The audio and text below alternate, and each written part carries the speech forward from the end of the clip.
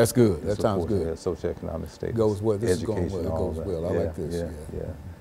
Yeah, but I know we just over at this university this time, they gave, it's the research and sponsor research. They had a call it was almost at the end of the semester, and gave us 2 weeks to come in and work from Monday through Thursday just on a research project.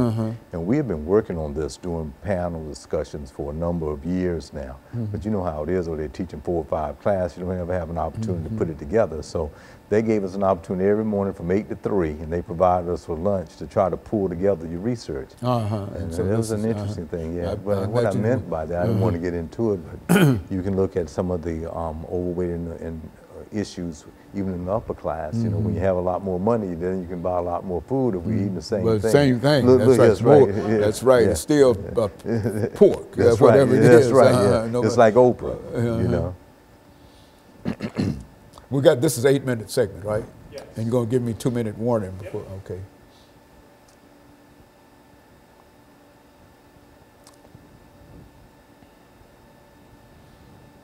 The impact of poverty on African Americans.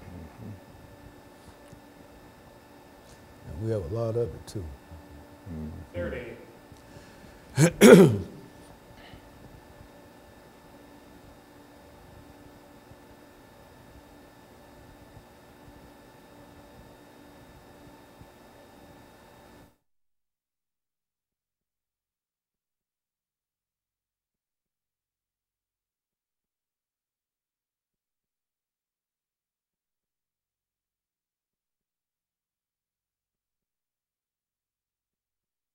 Thank you and welcome back to the second segment of the show for today.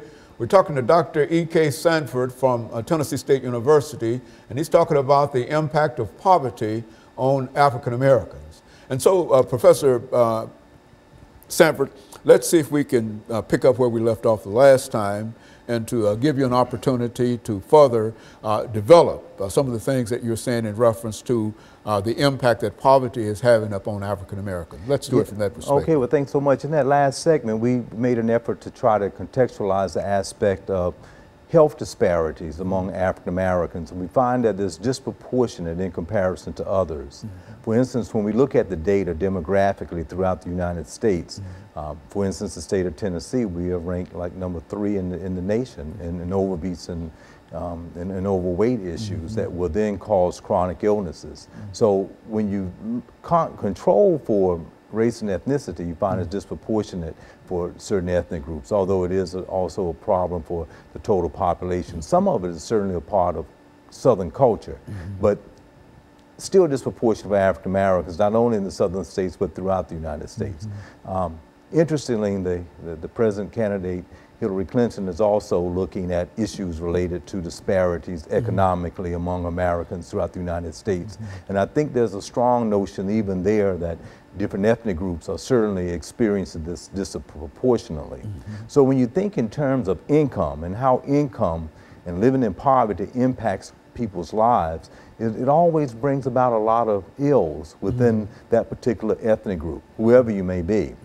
And so African Americans in many instances are very disproportionate, you know, Native Americans, Hispanics, other ethnic groups. If they're disproportionately related to education, and then that's going to impact, of course, the low income.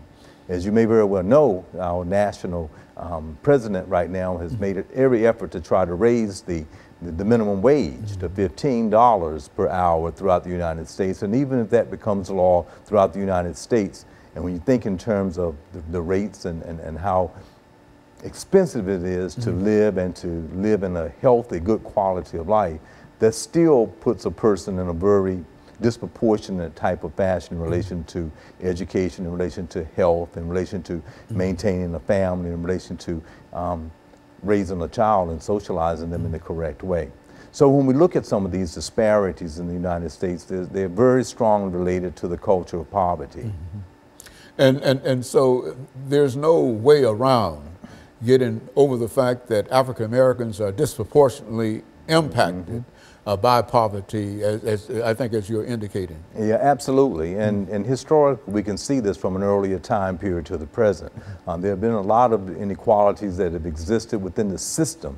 And when I always talk about social structure, I'm thinking about the main institutions that make up society, such as economics, such as the family. And when you look at economics and how that's related to the family, and if economics is not going well, if you have a high level of family breakup.